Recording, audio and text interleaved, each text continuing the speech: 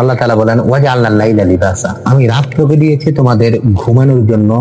আর এই ঘুমটা যদি পরিষ্কার হয়, ঘুমটা যদি ভালো হয়, আপনার শরীরটাও ভালো থাকবে, আপনার সারাটা দিন ভালো থাকবে, প্রফুল্ল যাবে। আর যদি ঘুমটা ভালো না হয়, সারাটা দিন ক্লান্তিতে যাবে, শরীরটা দিন দিন অসুস্থ হয়ে যাবে। এখন আমরা ঘুমোতে গেলে অনেক সময় ঘুমের মধ্যে অনেক ডিস্টার্ব হয়। যেমন আমরা অনেকে ঘুমোতে গেলে ঘুমের মধ্যে কিছু খেতে স্বপ্নে দেখি, আর দাঁতগুলো কটকট করতে থাকি। দাঁতগুলো খাওয়ার মধ্যে যেমনটা ব্যবহার হয়, ঘুমের মধ্যে আমরা তেমন ব্যবহার করতে থাকি।